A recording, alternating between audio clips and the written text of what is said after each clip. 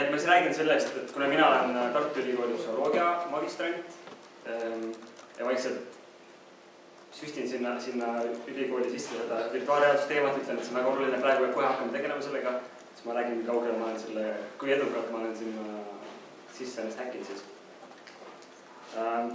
Kõigepealt üks video, et eelmine kord Maarjo tegi ajaloolise ülevaate, et mis asi virtuaalreaalsus on, kus ta on tulnud, mis temaga on tehtud kuni selle hetkeni, mis oli siis eelmise aasta lõpp, november või? See lähitulevik. Detsember. Igatahes jah, ja väike lähitulevik ja siis ma leidsin kiire video jaanuaris toimunud CES-i üritusest Ameerikast, kus on ka Consumer Electronic Show, eks ju. Ja et üks blogi käis ja vaatas, et mis asjad on üldse olemas veel, et siin on nagu 6 minuti jagu headseti, millest ma olen midagi kuulnud. Et see näidati teile, et meil on siin need Oculused olemas, aga et on veel terve maailm erinevaid asju, lihtsalt väike eelmise korra sidumine ja minu järgneva jutuga natuke sidumine.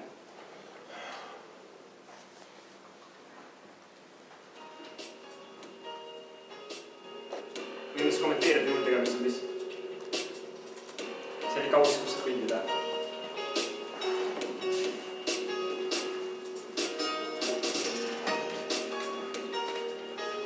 Ja iga üksteist on mingisugune, üritab olla mingisugune nišiga, et siin on näiteks tohutu ekraan, eks ju. 2 olemiidest. Need on mingid mobiilipõhised asjadele.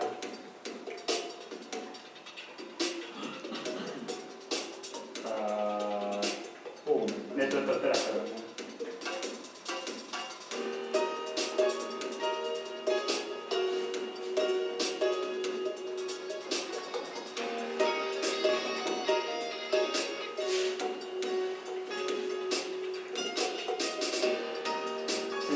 Ameerikas saab poesti koosta ja panna oma mingit Galaxy sisse ja siis pidada on väga tore ja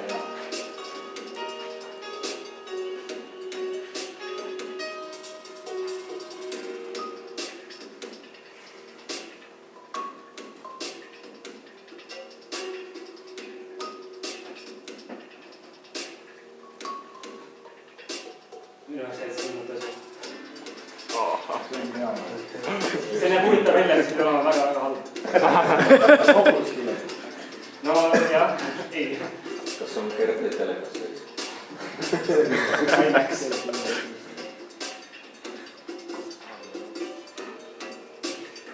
Ja lisaks prillide on täitsa eraldi firma, mis teevad ka heli ja ainult puudet.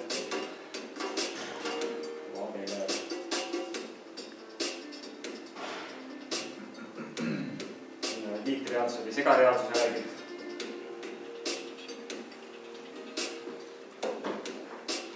Ja saab ka täna kogeda.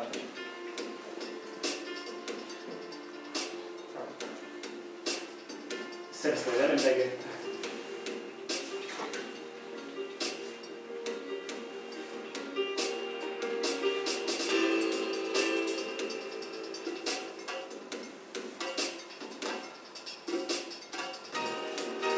Siis on toetanud kõik.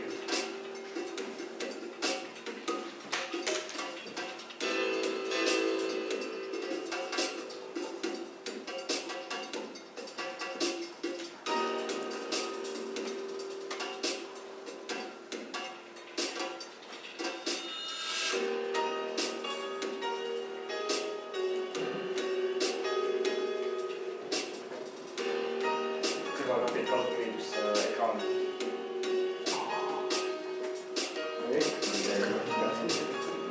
Kohe mõtlen, kuidas seda kõõma probleemi lahendada.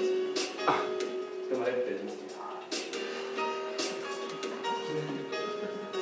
Normaalselt inimesed.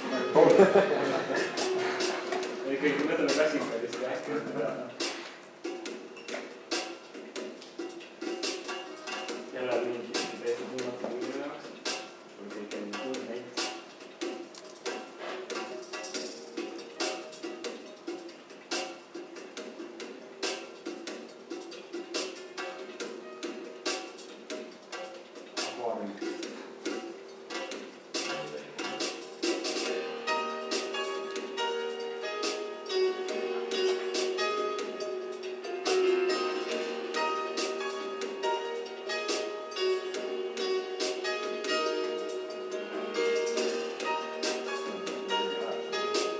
olnud häkkerite keetsijuhtu.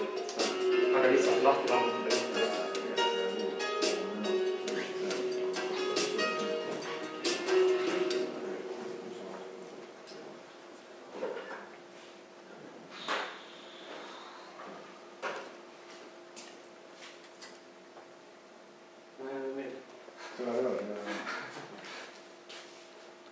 Binoculus, parim nimi üldse.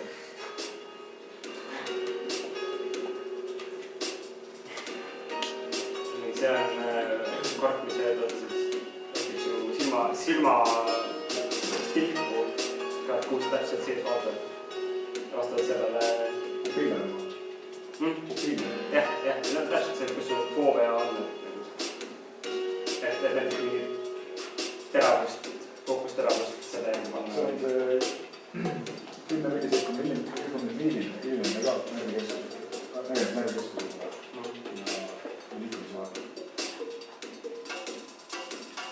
Kriitilised mille pakuvad, kui on mingi praktiline erinevus ka.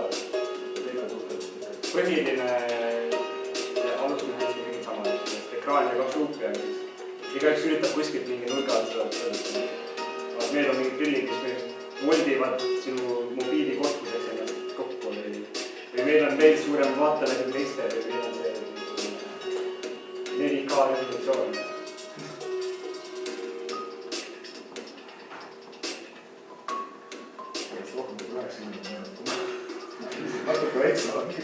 Väga fotografiirne. Minu isegi tuli.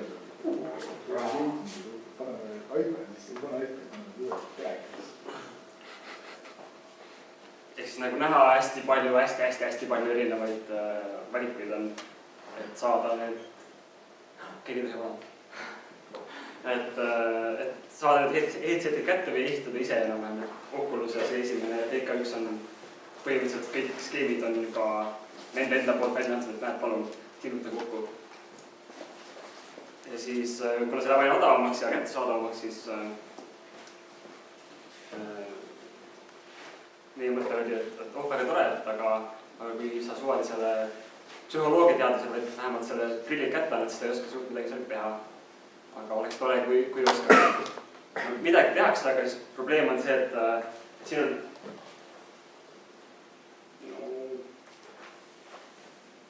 probleem on selles, et need on viimaste aastate teadustööd, mis ma leidsin psühholoogia valdkonnas, mis on tehtud virtuaalteadusega. Probleem on natuke selles, et kõik on hästi koledad. Et see vasakpoolne peaks olema selline laborindi tegemise programm mingi, lihtsalt joonistad laborindi ja siis tuleb sulle kohe 3D-s, Oculus'e support, kõik olemas ja see näeb välja siukene. 2D. Siis on, no põhimõtteliselt see on lihtsalt koledad peetud seina peal, siis ühtegi vari ei ole. Et paremal on ka mingisugune virtuaalne maailm ja veel kvantilisem ja kolmas on niisugune ka, kõik objektid on alati ideaalselt ladustatud. Ja siis mina ja Taavi siin esilias mõtlesime, et Oculus on hullult lahe, et tahaks teha oma magistritööd ka kuidagi selles vallas, aga mitte nii kandiliselt võib-olla. Ja siis hakkasime ajama ja kes vaatas videot, siis teeme niisugust asja. Et põhimõtteliselt virtuaalreaalsus tammidele, virtuaalreaalsus programm psühholoogidele, kes ei oska programmida võib-olla. Et selleks on meil abilised IT-teaduskonnast Markus ja Käller. Ja siis me ütlesime neile, et me tahaks niisugust asja. Ja siis me mõtlesid, ok. Praegu oleme umbes niisugusel maal, et tegime ühe tutvustava video. Hästi lihtne, hunnik skripte, hunnik objekte, nii et see inimene ei pea isegi objekti meil otsima kuskile netti.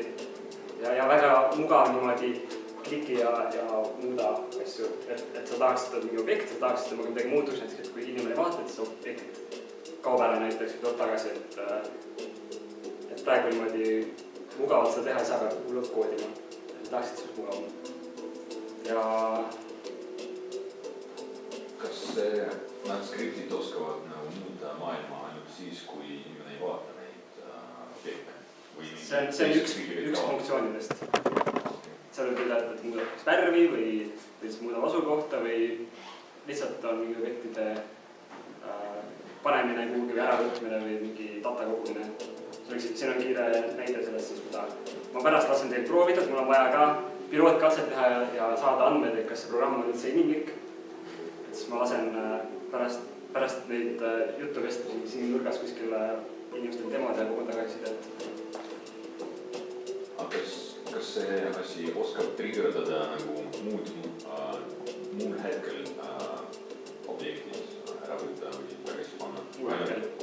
Ja praegu ma vaatan, et lihtsalt objekt kaob, kui sa ei vaata seda. Aga mingi teised triggerid ka on. Muudab suurust või?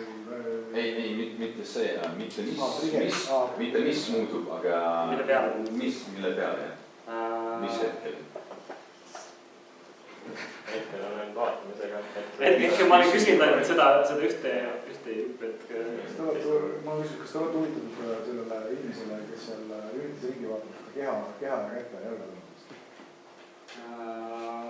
Mingil hetkel kindlasti. Või noh, hea oleks, kui sul oleks nagu võimalikult hästi markitud, see kogemus, mis räägime pärast.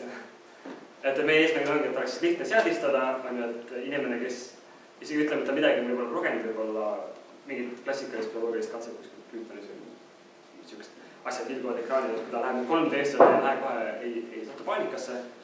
Et oleks erinevad käitumised, mida valida objektide jaoks ongi, et mille peale muutub ja kuidas muutub, et sa ei peaks progema või nagu kuude kaupa siin katsetama nagu meie.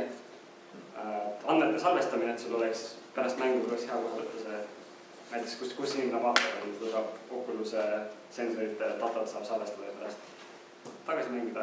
Graafiliselt ilus, see on nagu meil kõige suurem, vähem minul kõige suurem mure praegu südamel, et kõik need eelmised asjad on olnud nagu rüve korraldatud. Et kas see annab meil üldse õiged andmed, kui see lihtsalt tuba on 4 seina ja kõik. Et siis kasutades ära Unity mängumootorit vähemalt hetkel, siis proovime seda ajada võimalikult odavalt võimalikult ilusaks. Tõsta latti. Ilus on kõik suhteline, et sa mõtled nagu reaalselt, nagu realistlik. No fotorealismi ilmselt mitte, aga nagu natukenegi pingutada selle nimel, et inimene just ei naeresta või katseda. See kass on ju lihtsalt 2D. Ma arvan, et see on see ka, et paljud filmatis ei tegelevad seda kuskil 90-ndatest, aga on sinna natuke kinni jäänud. Võib-olla. Pärast, kui me saame ta enam-vähem nagu esitusvalmiduse tasemele, siis me annaks ta vaba arast levisse, kui Unity Free on ka free, siis inimest saab kasutada. Mida ma täna näitan, seal on seadistamine veel nii lihtne ei ole. Erinevaid käitumisi ei ole, üks. Alustasime kõige prissikumast. Andmete salvestamine on, graafiliselt on hästi kole, sest ma tegin täna öösel seda.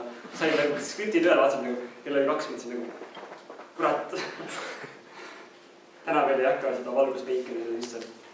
Aga võime jagada koodi juba poolikud, kes soovib.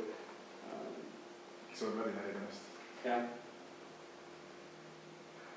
Ja mis meil hetkel on, siis on see, et 4 tudengit on projekti kallal, mina Taavi siis psühholoogia poole pealt ja Kelver ja Markus IT poole pealt ja meie ühine juhendaja Jaan Aru, kes kogu aeg ütleb, et nagu teeks seda ka. Uurimist tähelepanu ja mälu teemasid seal natukene, et see võiks olla, et toolbox võiks olla niisugune universaalne, et mis iganes sa tahad seal psühholoogia tuulda, siis saad sellega konstrueerida. Et on põhilised katseparadigmad on olemas. Jah, teoorias meil on 4 Oculus kasutada kogu kamba peale, 2 on psühhobussi omad, mis me mõlemad oleme seotud, mis ei ole küll ülikooli alt, aga me teeme tihedat koostööd ja 2 on IT matemaatika ja informaatika teaduskonnast. Üks nendest on siin täna ka.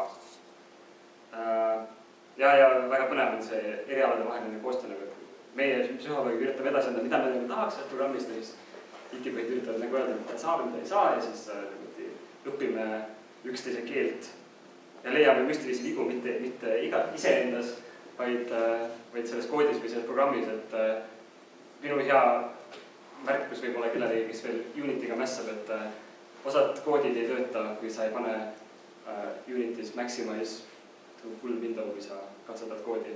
Ma läksin mingi 2 tundi vaatasin, mida ma olen katki tegin peale. Ja siis paned selle üle ekraani, kui sa testid ja siis töötab. Ma siiamaani ei saa aru, miks see nii on. Bugid. see on seotud sellega, et see, kuhu kaamera vaatab, et siis ta peaks ära kaotama asju, aga kui ta mingis aknas näeb, et ikkagi asi näeb midagi. Igatahes väga müstiline. Et seda me tahaks siis nagu suvalisele uurijale seda vaeva säästa, et me uurime nagu need lihtsad asjad välja ise juba. Ja meil on salaplaan sebida eraldi veelruum vähemalt zooloogia keeltesse. Meil on praegu on ühe ruumi üks nurk, mis me tahame võtta üle terveks ruumiks, siis me tahaks ühe selle piltuiks vedada või teemati. Siin Tartus? Siin Tartus ja siis teha sellest nagu ka ilmselt, et kui keegi suvaline inimene tahab tulla ja siis ta mingi väikse raha eest saab seal käia ja trenni teha virtuaalselt või siis uurijad, kes tahab midagi uurida, siis see oleks nagu dedicated ruum selleks, võib-olla paneme markerid sinna peale ja saab katsuda õigest asja. Lähitulevik on see, et seesama muutuspimeduse katse või see toolbox, selle me saatsime ühele konverentsile, mis nähtud, see toimub aastast 1993, virtuaalreaalsuskonverents. Kogu aeg on toimunud Ameerikas, see aasta toimub Prantsusmaal, saatsime kohe nagu, et Richards demo, meil on siuke asi, vaadake, ja võeti vastu, et märtsi lõpus lähme näitame siin. Vaadake, Eestis tuleb siuke asi. Eeldusel, et ma jõuan kohale sinna. See on päris kallis ulatuv, ei ole? Oli. Taotlen igalt poolt. Igasuguseid asju. See oli ainult see päässe vist, 8-9. 3 eurot. Ühesõnaga, et siukene asi on olemas, ma ka varem ei teadnud üldse, et siuke asi on olemas. Nähtavasti on juba 20 aastat. San Jose sees. Et ta muidu on ükskõne Ameerikas, see ei ole Prantsusmaal. Siis lähme sinna peale, mina lähen ja siis ma panen raporteerida sealt kõike tagasi. Siis on, võib-olla ma peaks panema hooainde kampaania, et saatke mind sinna. Siis ma toon tagasi kõik ja Eestimaale. Ja põhimõtteliselt lühidalt see ongi kõik, et pärast ma just panen siia nurka enda jaama püsti, see on selline 5-minutine demo, keegi võiks tulla, panen prillid pähe ja küsin siis, kuidas oli. Sest on vaja teada, see on pilootkatse. Ei tohiks liiga juba tule. Ja siis mäluasja, mida Taavi teeb seda täna vist. Mingit hästi algelist asja ikka proovida. Sellega nagu tudengid teeb ikka viimasel hetkel ja siis mida läheb. Aga väga põnev on ja pushime ülikooli poolt ka seda, et kuule, et see on täiega nagu potentsiaalikas teema, et miks mitte rohkem inimesi ei võiks sellega tegeleda. Kas teil seal teaduskonnas nagu on veel inimesi, kes sellega teevad midagi? Et sina, kes sa tõid selle rifti oma kodust praegu? See ongi täpselt nii, et need Oculus'id põhimõtteliselt lihtsalt kapistada, mis kui ei taha midagi teha ja Kinectiga on teine sama teema, et see on just tehnikaga muidugi. See on see paradoks ülikoolis, et on hästi palju tehnikates, enamus teist istub praktikas. Äkki, meil on kuskil mingi eurorahadega saanud, vasta kokku ja siis, aga kui keegi ei pushi seda, siis keegi ju ei hakka ise avastanud. Nagu siin kapis on veel 100 minget asja. Et siis, me nüüd kuidagi ütleme, et nagu ressurss on olemas ja huvi on olemas ja praegu just õige hetk nagu saada alguks avastada.